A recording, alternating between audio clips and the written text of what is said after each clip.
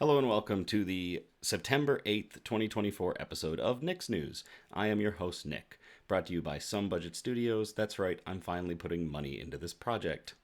We're on every Sunday, and I thank you all so much for catching the live stream or the replays. We are live on both Facebook and YouTube, and both places can be, you can go to both places to find all of the replays of all of our previous episodes.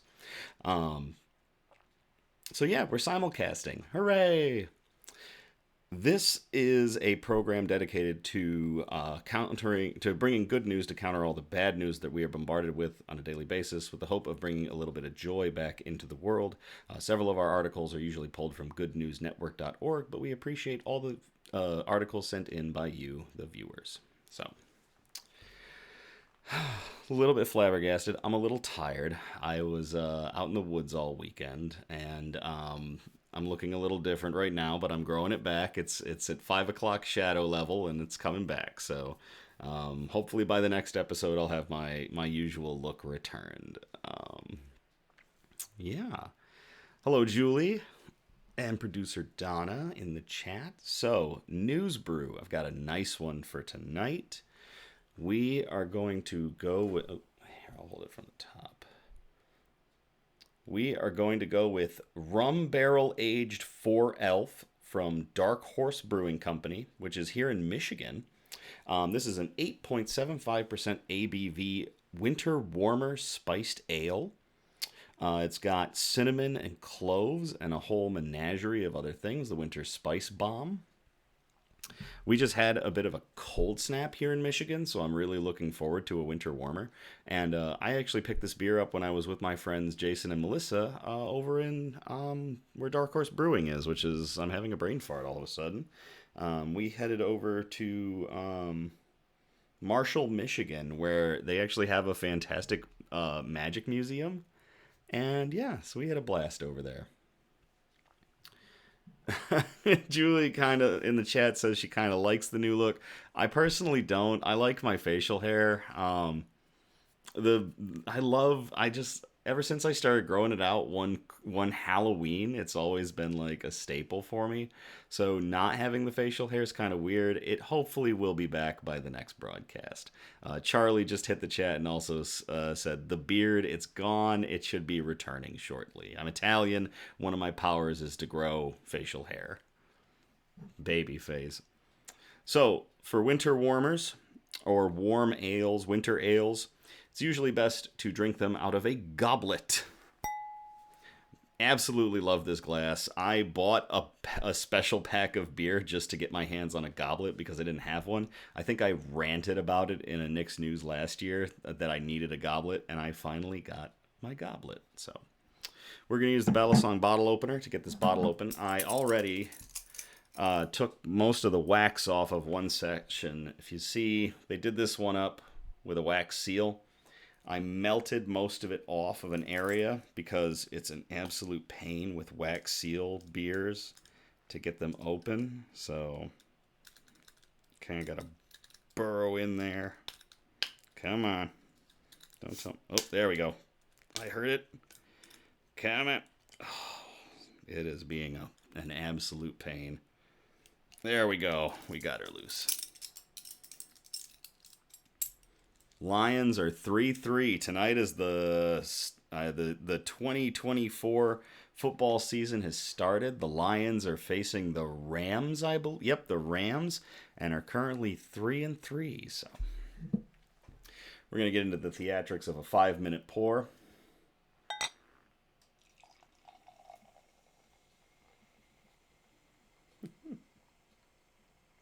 I really should be playing some sort of music. Obviously not pouring like motor oil, like a lot of our more recent Nick's News brews have been. Warm ales are a little lighter bodied than our favorites, the stouts.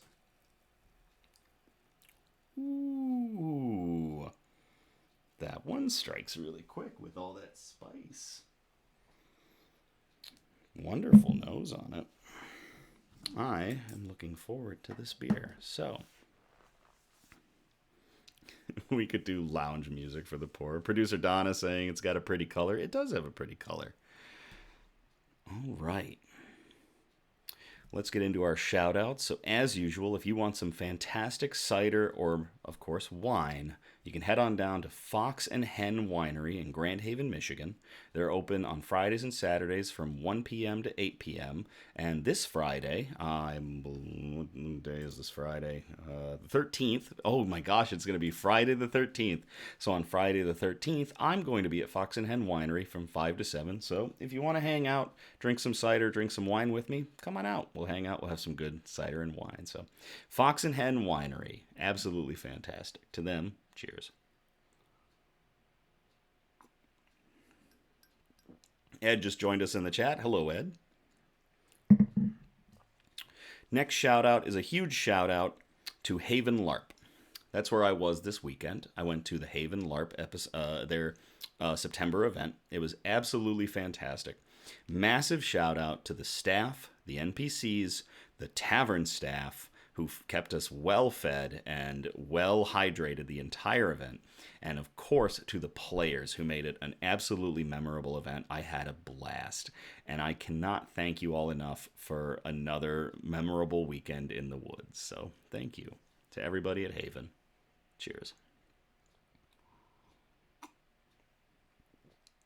If my voice is a little bit rough, it's because I was also doing a lot of shouting. I tend to do those at LARPs, so. Also, many thanks to Graphics by Ashford, our graphic artist Grayson, and producer Donna for putting together the Nick verse a pumpkin beer short, or reel, depends on how you saw it, either here on Facebook or on YouTube. Well, here on Facebook or YouTube, I forget that we're dual casting.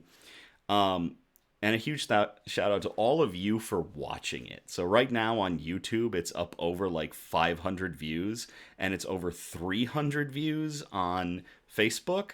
I don't know if y'all just get a kick out of watching me suffering while I drink that pumpkin beer, but it really warms me to see all of you engaging with this kind of content, because it's just funny to me.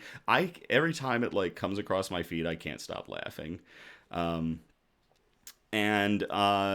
Get ready, because we're going to have a repeat. I'm going to have to get a pumpkin beer because 'tis the season. All the apple orchards are open. The pumpkins are in the patches getting picked out for jack-o'-lanterns, or just to have for pumpkin pie and who knows what. So I'm going to have to get a pumpkin beer here and do a pumpkin beer episode and die again drinking pumpkin beer. So y'all will be able to enjoy my suffering live. Hello, Kendra. Kendra just joined the chat on Facebook and said apple beer. Kendra, that's cider. Kendra, my dear, that is cider. All right, news quote. Producer Donna helped me find this one. I was kind of just not finding any good ones. So big thanks to producer Donna for helping me find this one. The older you get, the more you realize that kindness is synonymous with happiness. That comes from Lionel Barrymore. Lionel Barrymore was an American actor of stage, screen, and radio. And he was also a film director, but he was best known for playing the villainous Mr. Potter from 1946's It's a Wonderful Life. So again, that quote, the older you get, the more you realize that kindness is synonymous with happiness. Thank you to Lionel Barrymore for that quote, and producer Donna for finding it. Cheers.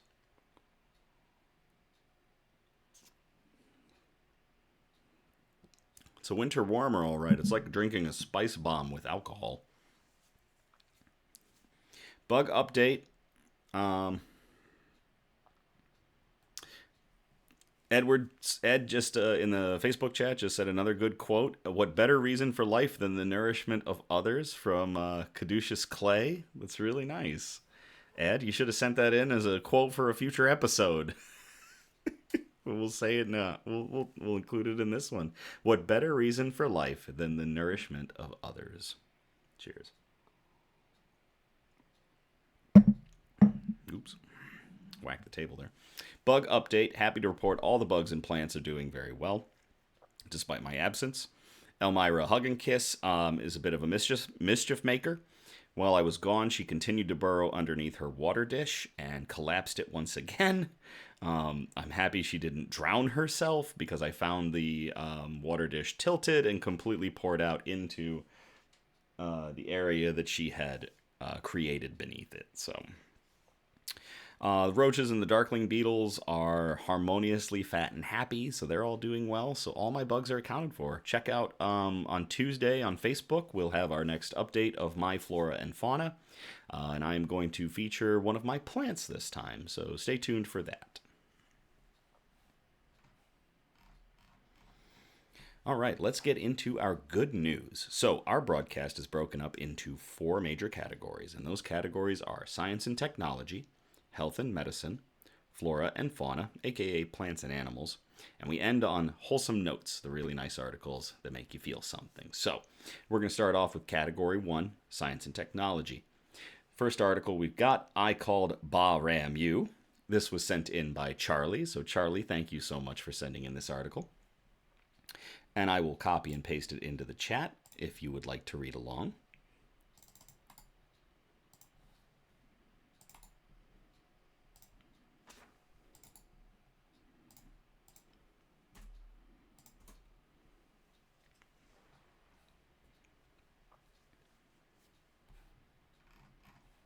"6,000 sheep will soon be grazing on 10,000 acres of Texas solar fields."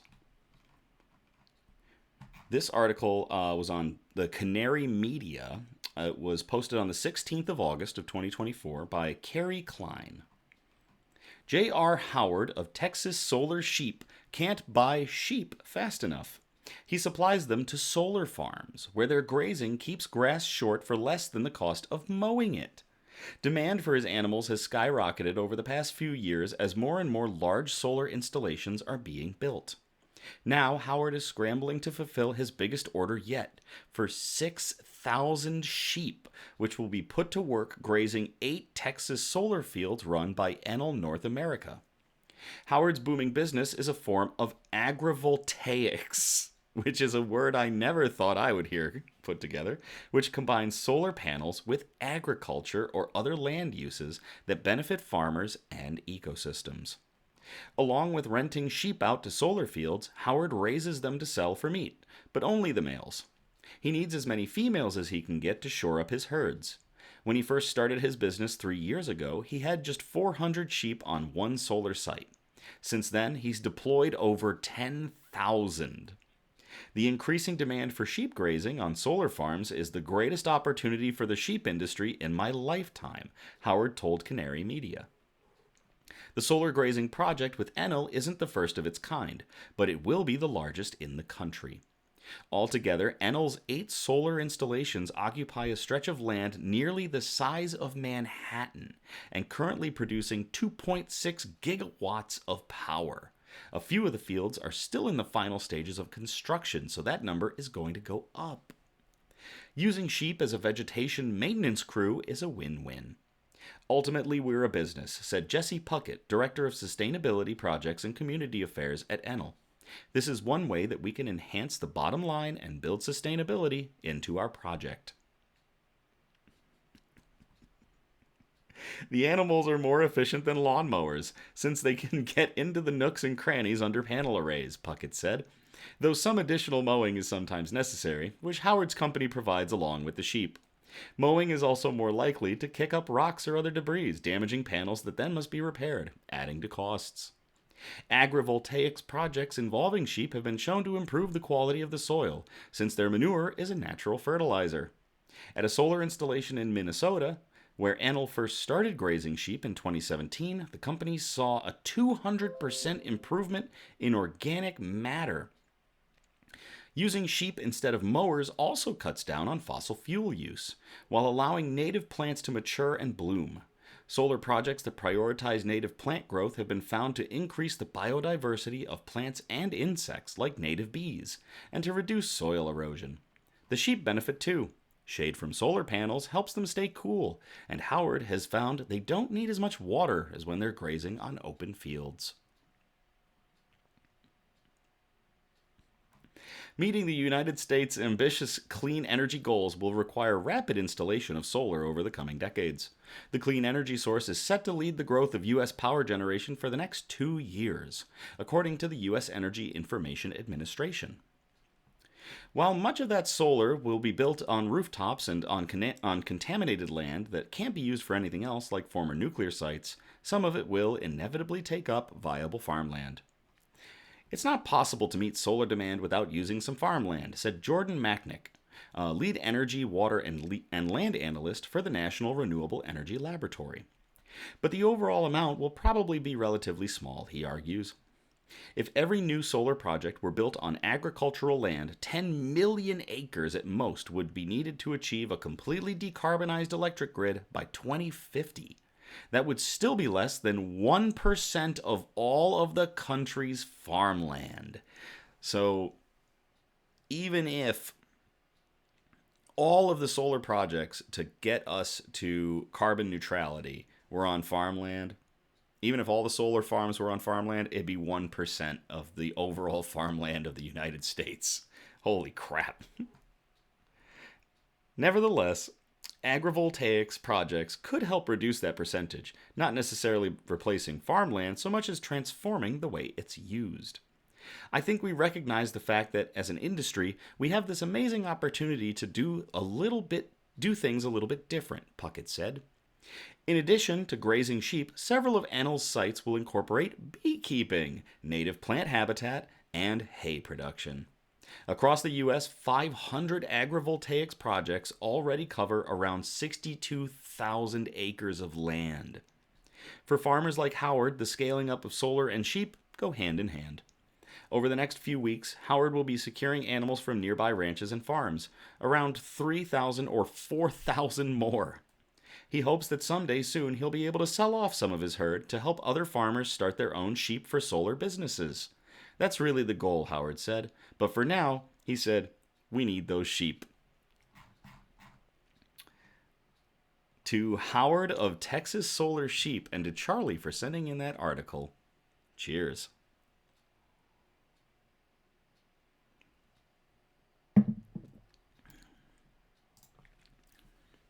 Chris has joined the chat in our Facebook live stream and asked, what happened to your facial hair? Are you in witness protection? Several members of the chat jumped in and let him know that I was LARPing, so that is where my baby face came back from. And Julie followed it up with LARPing, witness protection, same difference. Chris fired back, transform golf courses, keep the farmland. Golf is stupid and doesn't need space. Well, over where I live, they converted an old golf course to a nature preserve, and I hike it like every other day. It's fantastic. So, all right, this next one I called "Go Green, Go Blue, Go Renew." Tim has joined the chat as well. Hello, Tim. I will copy and paste this article into the chat if y'all want to read along with me.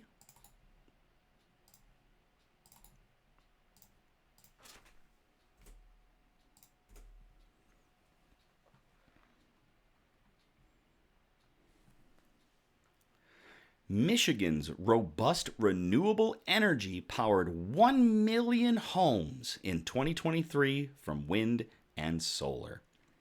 This article comes from goodnewsnetwork.org. It was posted on September 3rd of 2024, and it was written by Andy Corbley.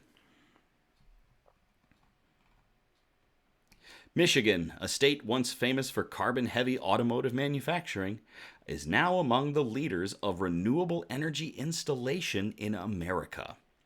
A recent report shows that the state added 350 megawatts of solar power in 2023, increasing the total renewable resources in the state by 10%. Combined with an existing inventory of 3,500 megawatts of solar and wind, the state's green energy covered the power demands of 944,000 Michigan homes in 2023. Michigan is by no means a leader in renewable energy generation in the country, but it is looking to become one. By various metrics, Michigan ranks between 25th and 15th for renewable capacity. Michigan relies heavily on wind power from its arsenal of turbines along the coast of Lake Huron, where strong onshore winds create consistent electricity. Midwest Today reports that another 630 megawatts of solar energy are slated for installation by 2025. The growth in renewable energy is part of Governor Gretchen Whitmer's Clean Energy and Jobs Act, which was signed in November of 2023, which aimed to expand green energy and make utility bills more affordable for consumers. While this hasn't happened, electricity and gas bills have remained constant.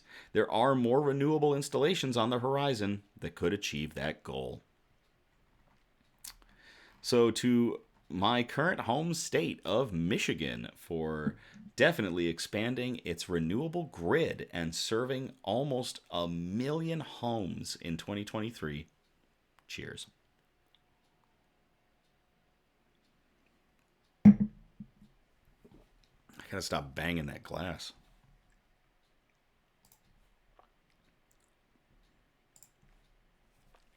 All right, so that's going to kick us out of science and technology, and we are going to move on to category 2, health and medicine. This first article was sent in by Cassidy. Cassidy, thank you so much. And it is a recurring theme in our articles. It relates to COVID, so it is COVID. Fuck COVID. I will copy and paste this into the chat for y'all to read along.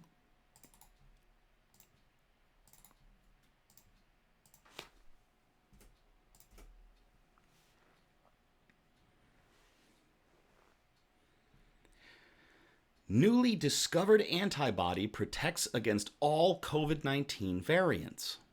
This article was posted in SciTech Daily. It was posted on September 6th of 2024 by the University of Texas at Austin. I actually lived in Texas for a little bit in Houston, so this should be pretty cool. A study led by the University of Texas at Austin has identified SC27, an antibody capable of neutralizing all known variants of the COVID-19 virus, opening prospects for universal vaccine development and improved treatments amid ongoing viral evolution. Researchers have identified an antibody. That is just a repeat of what I just read. Dang it. Got me again, SciTech Daily. As part of a new study on hybrid immunity to the virus, the large multi-institution research team led by the University of Texas at Austin discovered and isolated a broadly neutralizing plasma antibody called SC27 from a single patient. Using technology developed over several years of research into antibody response, the team led by UT engineers and scientists obtained the exact molecular sequence of the antibody, opening the possibility of manufacturing it on a larger scale for future treatments. The discovery of SC27 and other antibodies like it in the future will help us better protect the population against current and future COVID variants, said Jason Lavender, a research assistant professor in the Cockrell School of Engineering's Makeda Department of Chemical Engineering. So much engineering. And one of the leaders of the new research, which was recently published in Cell Reports Medicine. During the more than 4 years since the discovery of the COVID-19, the virus that causes it has rapidly evolved. Each new variant has displayed different characteristics, many of which have made them more resistant to vaccines and other treatments. Protective antibodies bind to a part of the virus called the spike protein that acts as an anchor point for the virus to attach to and infect the cells in the body. By blocking the spike protein, the antibodies prevent this interaction and, therefore, also prevent infection. SC27 has recognized the different characteristics of the spike proteins in the many COVID variants. Fellow UT researchers, who were the first to decode the structure of the original spike protein and paved the way for the vaccines and other treatments that we have today, verified SC27's capabilities. The technology used to isolate the antibody, termed IgSec, gives researchers a closer look at the antibody response to infection and vaccination using a combination of single-cell DNA sequencing and proteomics. A lot of fun words in this article. One goal of this research and vaccinology in general is to work towards a universal vaccine that can generate antibodies and create an immune response with broad protection to a rapidly mutating virus, said Will Voss, a recent PhD graduate in cell and molecular biology in UT's College of Natural Sciences, who co-led the study. In addition to the discovery of this antibody, the research found that hybrid immunity, a combination of both infection and vaccination, offers increased antibody-based protection against future exposure compared with infection or vaccination alone. The work comes amid another summer COVID spike. This trend shows that while the worst of the pandemic may have passed, there's still a need for innovative solutions to help people avoid and treat the virus. And the researchers have filed a patent application for SC27, so they are definitely jonesing to start using it. So that's pretty cool. To everybody at the University of Texas at Austin for discovering this strange little antibody that so far seems to be able to beat every COVID-19 variant. And definitely to Cassidy for sending in that article. Cheers.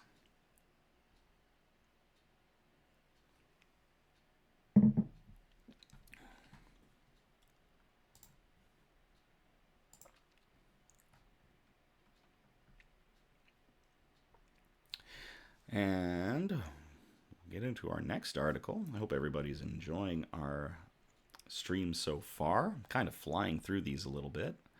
Our next one I called Cancer Goes to Voicemail.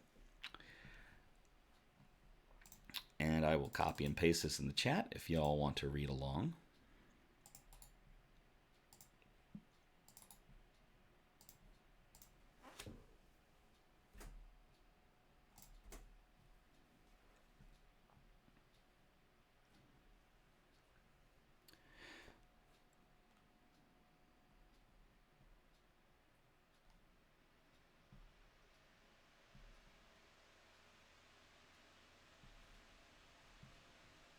Everything appears to be going okay.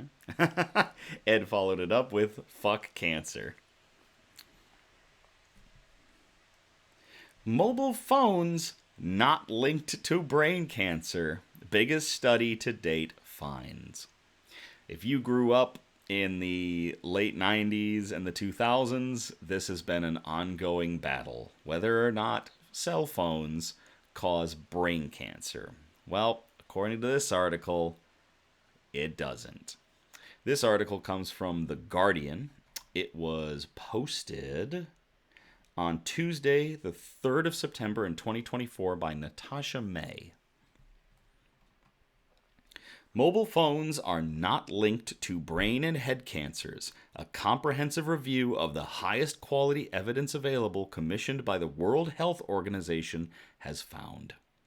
Led by the Australian Radiation Protection and Nuclear Safety Agency, or ARPANSA, the systematic review examined more than 5,000 studies from which the most scientifically rigorous were identified and weak studies were excluded.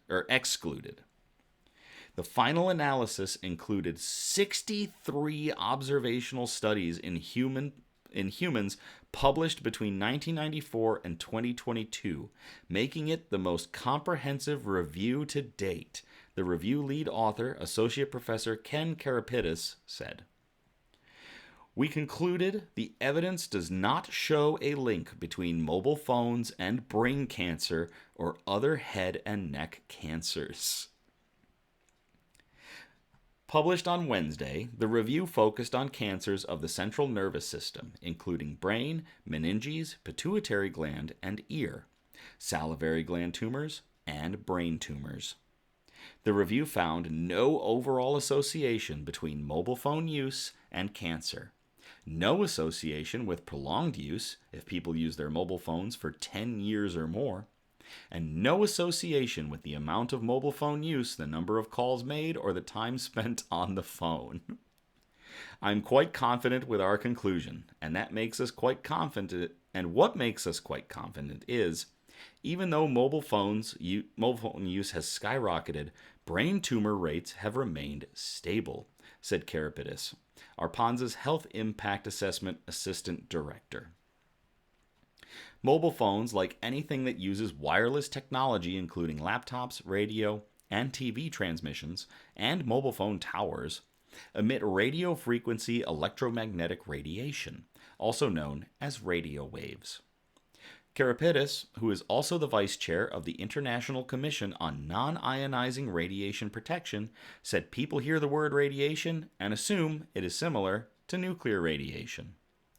And because we use a mobile phone close to the head when we're making calls, there is a lot of concern, Karapitis said. Radiation is basically energy that travels from one point to another. There are many different types. For example, ultraviolet radiation from the sun, he said. We're always exposed to low-level radio waves in everyday environment. While exposure from mobile phones is still low, it is much higher than exposure from any other wireless technology sources since phones are used close to the head, Karapitis said.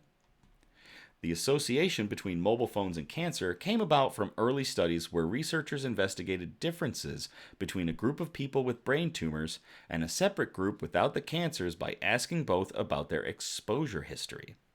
The results from this kind of study design tend to be biased because while the group without the tumor provide good information, the group with the tumors tend to over-report their exposure, Karapitis said.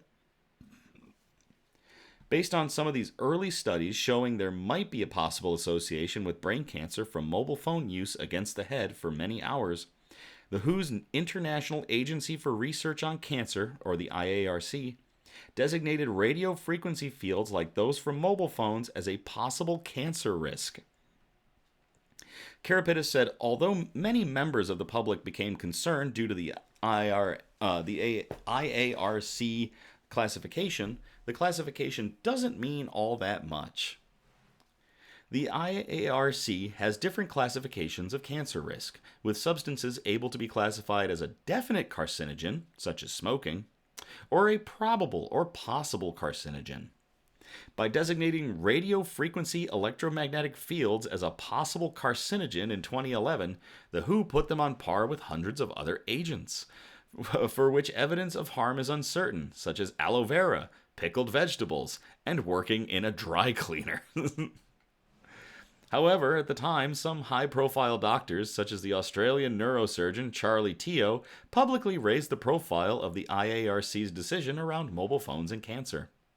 Since the classification, Karapitis said many more cohort studies had been published which do not rely on people to recall their past exposure, and in 2019, the WHO commissioned a number of systematic reviews to look at the health effects from radio waves.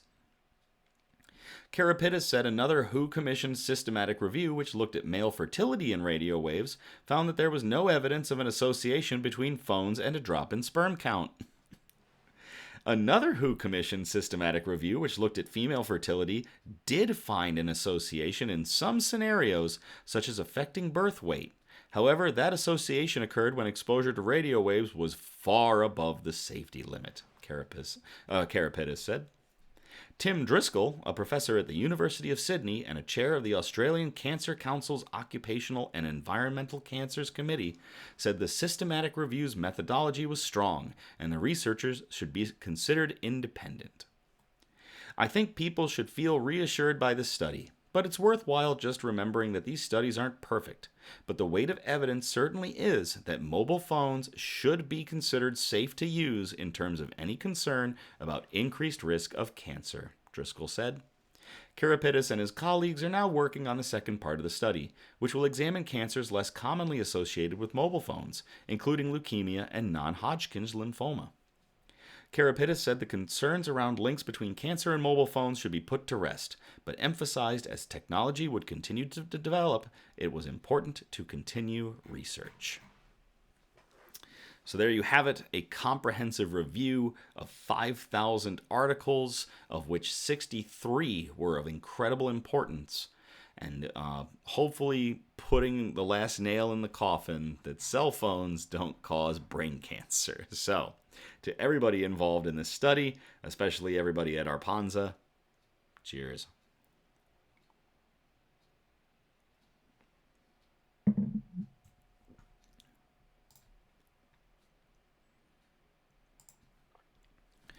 Okay, so that's going to bounce us out of health and medicine. We're going to move on to category fleet. Jeez, is this beer getting to me? I think this beer is getting to me. We are going to move on to category 3, flora and fauna, aka plants and animals. I hope you enjoy this article. I certainly did when I proofread it. I called it, Go to Iceland, Yeet a Puffin. But I will copy and paste this into the chat if you all want to read along.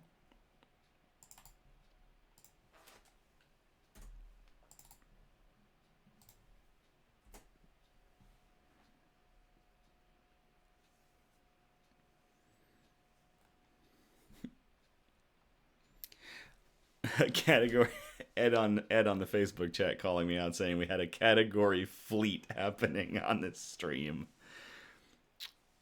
Iceland locals are saving baby puffins by tossing them out to sea. This article was posted on goodgood.co on September 6th of 2024.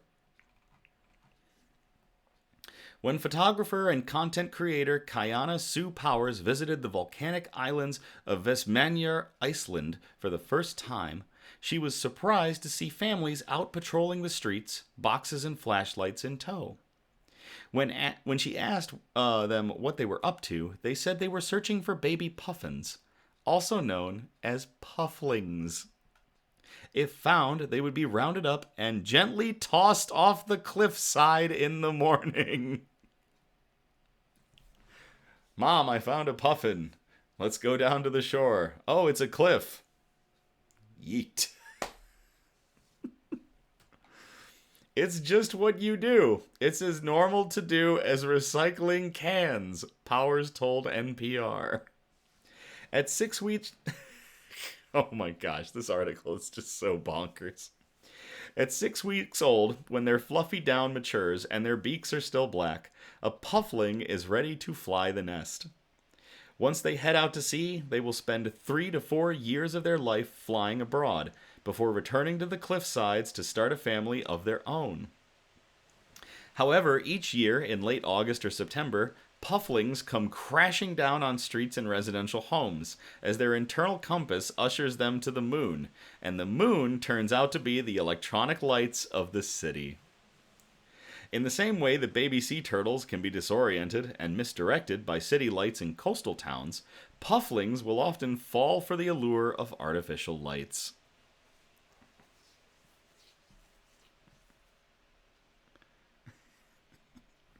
In the chat, Ed says, toss, puffling. Charlie throws in, just imagine the pufflings. I believe I can fly. And I'm not going to read anymore. I'm going to, get DCMA'd into the dirt. Or DMCA'd or whatever.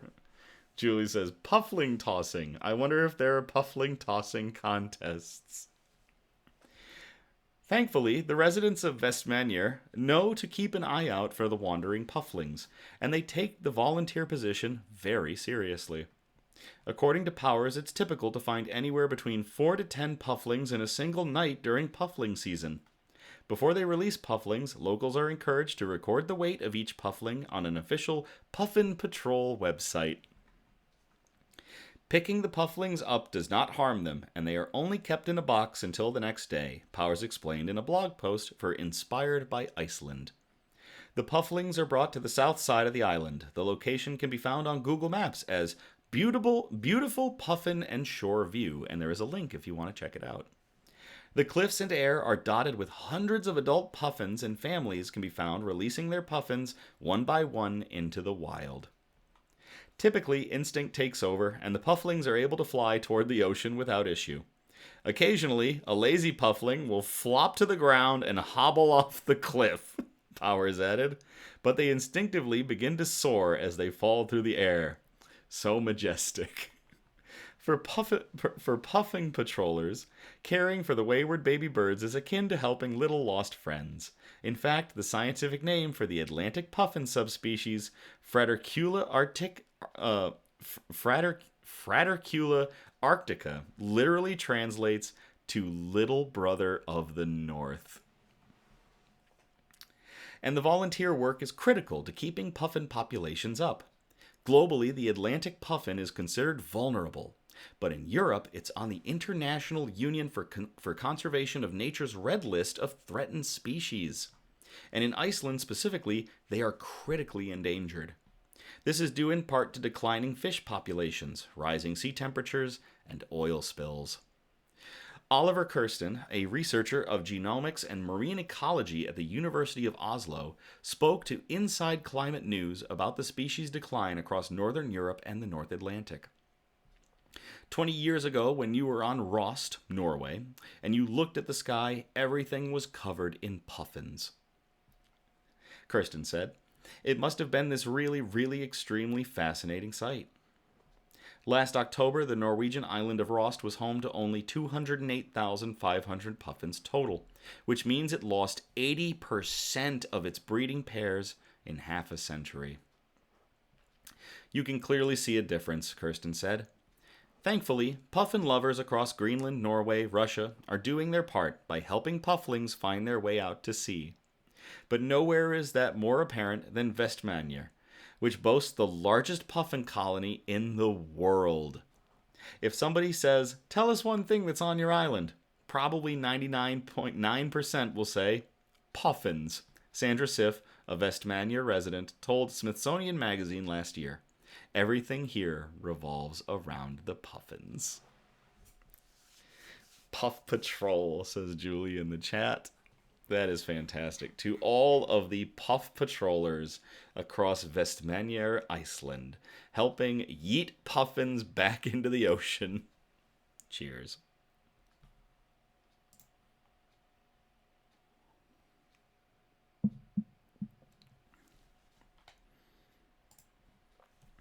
All right, that gets us out of flora and fauna. We are going to move on to our final category, category 4, the wholesome notes. Got one article to close it all up. I will copy and paste this into the chat if you all want to read along.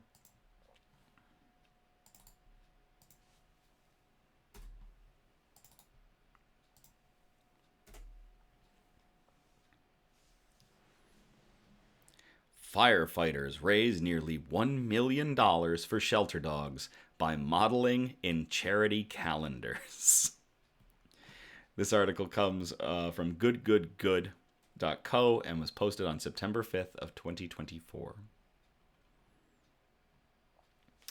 The respected first responders of Colorado's fire departments are skilled at saving lives and combating wildfires, but once a year they approach things a bit differently, by turning up the heat. The annual Fire Rescue Dogs calendar, and there is multiple links included in the description for the videos and the live streams and in the article, created by a number of Denver Metro firefighters, features 18 male firefighters who have stepped out of their protective gear to model alongside some very special guests, adoptable puppies. My chat just exploded. Down, ladies, down.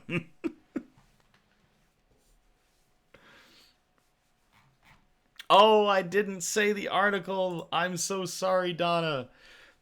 We called this article, producer Donna helped me with this article. We called it "Not All Heroes Wear Capes or Shirts." Oh, man. It's a good pun. Calendars sell like hotcakes at $20 a pop, all benefiting Lifeline-puppy-rescue, a no-kill shelter based in the Rocky Mountain region. It's our biggest fundraiser for Lifeline-puppy-rescue. Amy Vanderbroek, the calendar's project manager, told 9 News Denver. It's raised over $950,000 over the past 10 years. Our goal this year is to raise another $200,000. Calendar sales help the rescue pay for essential procedures like spaying and neutering, microchipping, medical care, and most recently, the construction of a larger facility. While the models are local to Colorado, the annual calendar has seen worldwide success and has enabled the project to grow in the last decade.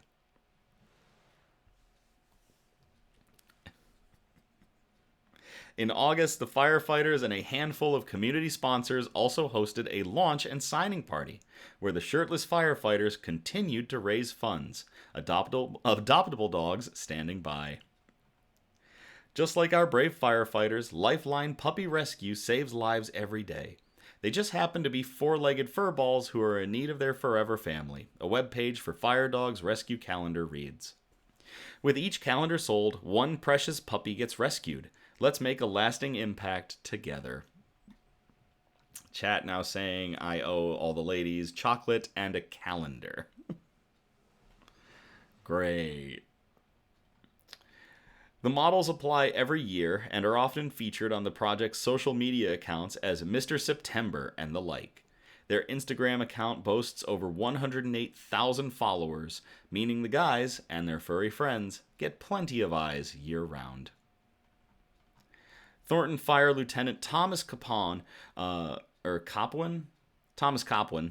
has always been a dog lover and often volunteers to help the shelter, though the calendar became a way for him to focus on his fitness goals. "Dogs are my favorite animal, and helping these little guys, it means the world to me," he told 9 News. "It's been very rewarding, both through the fitness gains that we've made, and then also helping all of these adorable puppies. It doesn't hurt that the annual photo shoot includes the opportunity to snuggle up with a plethora of puppies." "We were greeted by about 20 puppies first thing this morning," firefighter Nick Dabrowski told 9 News. "I got into the fire service because I wanted to help people. Help anyone, really. Dogs included." As it turns out, flaunting that community service, among other attributes, really does make a difference. This article's just very hot. The calendar features intentionally sexy photos as the firefighters go topless to complement their other uniform accessories, like hats, hoses, trucks, and even underwear that reads #SavePuppies on the elastic waistband. Darling puppies also grace the pages, perhaps stealing the show, as bursts of water, smoke, and contained fires dance in the background. Beyond the calendar, the firefighters also use the images to share social media reminders for pet safety tips, especially during the hottest months of the summer. This article is just, these firefighters are just incredible. They are really like going out of their way. "We love helping the puppies. We love being involved in the community," Copwin said. "This is just another way for us to give back to the community that gives so much to us." It's a genius tactic, one that will likely reach a total of $1 million raised this year, and one that Lifeline-puppy-rescue will forever be grateful for. This project is made possible thanks to the support from all of our wonderful let me start this quote over again. "This project is made possible thanks to the support of all of our wonderful volunteers, sponsors, and the hardworking firefighters in and around the Denver metro area who have graciously volunteered their time," the rescue shared on its website. And, of course, the puppies. So, I thought for a moment that something might have fallen into my beer, but it doesn't look like it. To everybody at the Fire Rescue Dogs calendar, and to the Denver Metro firefighters for all the work they do, helping out with no-kill shelters and getting puppies adopted and pets taken care of. Cheers.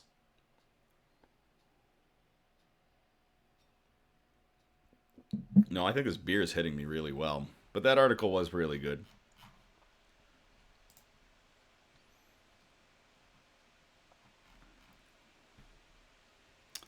Well, And yes, producer Donna did just say in the chat for Facebook that all the links are included if folks would like to follow the puppies and donate. There we go. And if you want to donate for the calendars. So those will be in the description. I think that's about it. As always, I thank you all again for tuning in or catching the replay on the Nick's News Facebook page or the YouTube page. Again, we're live every Sunday, and our next episode will be on September 15th, 2024, at our regularly scheduled time of 9 p.m. Eastern. I encourage participation, so if you feel inclined, you can message us and post suggestions for news brews, for shout-outs, for news quotes, and of course, for good news articles you find that we can present on future episodes. If possible, I do appreciate a menagerie of articles across our categories, and those categories, again, are science and technology, health and medicine, flora and fauna, aka plants and animals, and the wholesome notes, the really nice articles we like to end on. You can either message us here on Facebook or you can email us at somebudgetstudios@gmail.com. Feel free to like, subscribe, or comment on our Facebook and our YouTube videos to get the good news and joy into the algorithm. We're still trying to figure it all out. I'm not going to demand anything. I will say I do appreciate all of the views, all the likes, all the subscribes, all the comments. I go through them whenever I see alerts. I'm checking my content constantly, and I absolutely love all of you tuning in. It's been fantastic. This has been amazing. So I can't thank you all, our viewers, enough. So again, as always, thank you again. I love you all. And have a great night. I'm going to play us out.